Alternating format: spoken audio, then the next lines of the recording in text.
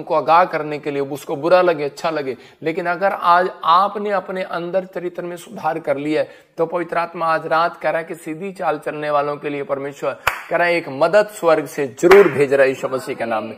आपको कहना है कि परमेश्वर इस समय मेरे लिए मदद करेगा, वो सब बातों में मदद करेगा, वो सब बातों में, मेरे घर में, परिवार में, कर्जे में, प्रॉब्लम, किसी भी चीज में कहता है सब बातों में मदद कर सकता है। वो कहता है यार कैसा भगवान है ये, कैसा परमेश्वर है, वो सब बातों में मदद करता है।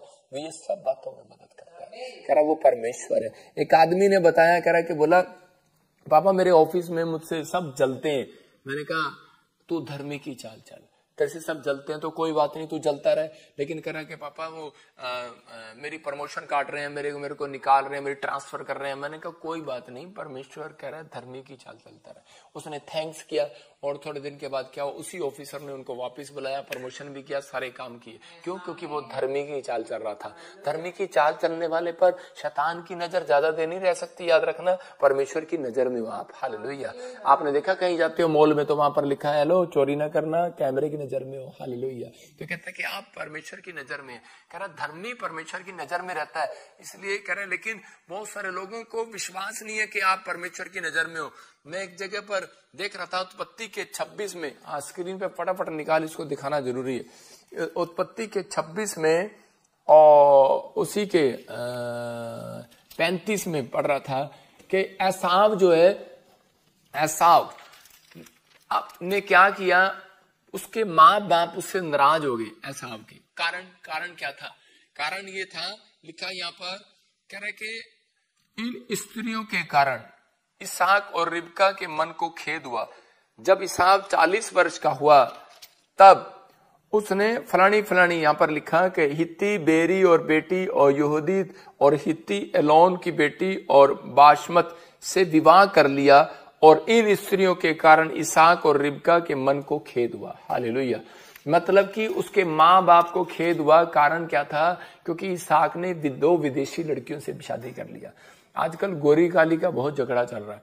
बहुत सारे बच्चे कह रहे हैं कि ना हमें तो जो है गोरी लड़की से शादी करनी। जिसके भी माँ बाप आते हैं वो सिर्फ एक ही क्वेश्चन होता है कि सांवली लड़की नहीं चाहिए, काली लड़की नहीं चाहिए।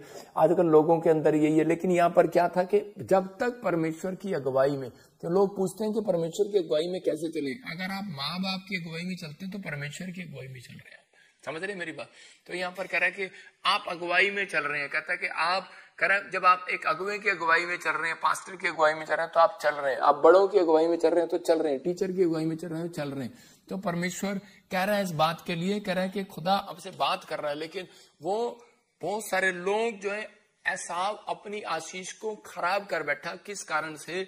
परमेश्वर ने उसकी मदद करना बंद कर दिया, बात करना बंद कर दिया और उसी समय उसकी आशीष को भी छीन लिया उसके भाई ने। मतलब कि पहले बड़ा लड़का राजा बनता है पुराने नियम के अनुसार, लेकिन मैं कहूंगा कि राजा बन गया याकूब। लेकिन उसकी आशीष को कैसे ले लिया? क्योंकि परमेश्वर का मन कह रहा है याकूब के ऊपर नहीं, एसाव के ऊपर था। लेकिन परमेश्वर ने याकूब के ऊपर क्यों लाया?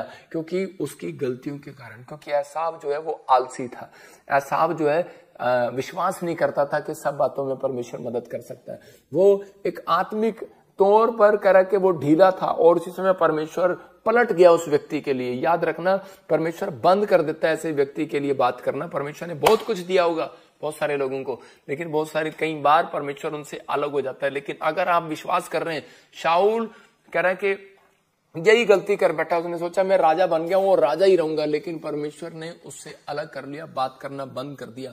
हो सकता है आपके ऊपर बड़ी अनॉइंटिंग हो, आप पास्टर हो, आप विश्वासी हो, लेकिन हो सकता है परमेश्वर आपसे बात करना बंद कर दे। लेकिन यीशु मसीह यही दया करने के लिए आज उन लोगों के ऊपर कहता है कि धर्मी की चाल चलना।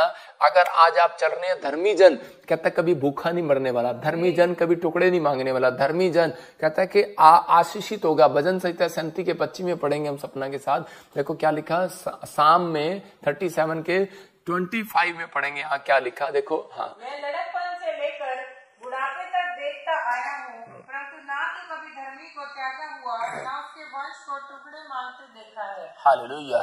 क्या कह रहा है यहाँ पर? कह रहा है, लिखा दाऊद बोलता है, कह रहा है धर्मी को टुकड़े मांगते नहीं देखा, कहता मैंने आज तक। कह रहा है कि उसके वंश को भी परमेश्वर ने त्यागा नहीं है। दाऊद से जब गलती हुआ, लेकिन दाऊद परमेश्वर की शरण में आ गया। आप समझ रहे हैं कि नहीं?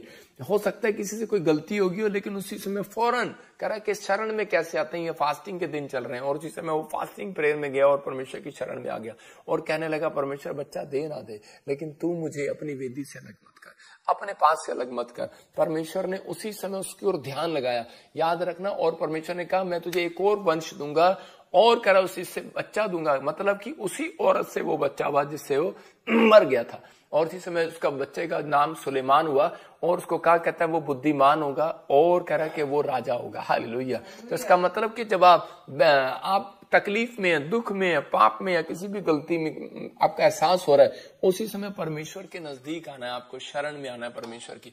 पवित्र आत्मा कह रहा है आज हर एक जन आशीष में बदल जाएगा, हर एक आशीष खुल जाएगी। लेकिन बहुत सारे लोग मन के अच्छे नहीं है, हेल्पफुल नहीं है। मैंने क्या बताया? 3 बातें।